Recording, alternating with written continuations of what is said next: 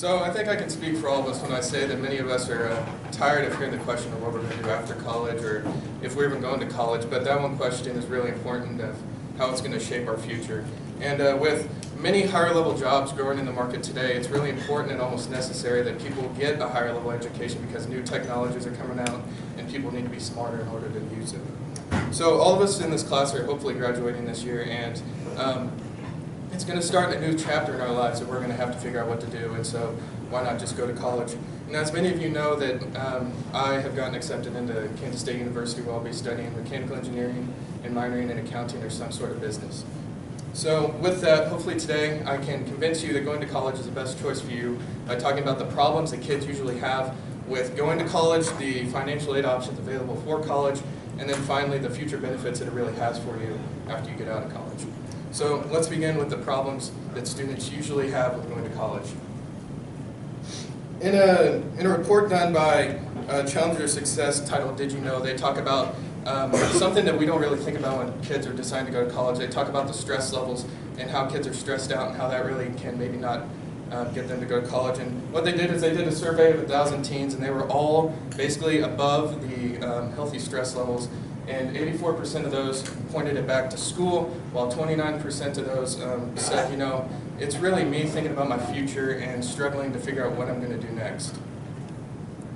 And then on the cost side factor that most people think about, a report done by Stephen Rose titled The Value of College, he talks about that really the debt aspect of college out of your pocket is only around $40,000. You hear horror stories of around $80,000, but really typically average it's about $40,000. And a stat they don't really give you is that 35% of people coming out of college don't owe any money, and this is because, you know, good financial planning and just really preparing yourself for college. And then the other 65, that 100%, is just based on people that don't like really plan very well, basically the opposite of 35%. So now that I talked about the problems that people have with going to college, let's talk about financial aid.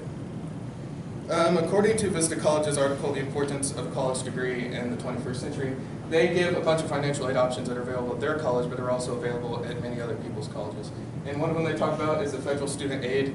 And what this is, it's almost like a loan. You have to pay it off at some point, or a part of it. And it just gives students a chance to pay for tuition and books and whatever they need to really help them get ahead in college. And then another one is a federal Pell Grant. And what this is, it's a grant, not a loan. So you just get money, and it's towards you know, book scholarships, not scholarships, classes and other things. And then finally, another special one that they kind of do is for military veterans.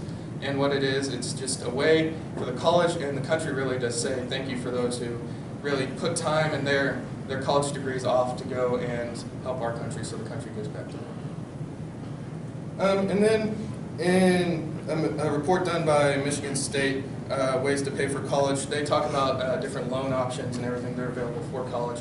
And what they talked about two kinds of loans, which is a federal and state / private bank loans. And the federal, obviously it's a loan, so it needs to be repaid, and pretty much anybody can qualify for it, and it should be looked at after you have looked at all your other options of scholarships and other school types of aids. And there's one thing you can do with the federal grant where the government can pay the interest on it, so you really just have to focus on the price of college instead of worrying about compounding interest. The second one, and this one should be looked at extremely last, like once you're done looking at everything else, the state and private bank loans. They're the least cost effective because you can get yourself in trouble by going, hey, I'll just pay for it all in one loan, and then you are stuck paying a loan for the rest of your life. And it's based on your credit, no FAFSA, so really if you just have good credit, good interest rates, I believe you'll be good to qualify. So now that we talked about the different financial aid options that are available to help pay for college, I'm going to go into really the benefits it'll give you during your life afterwards.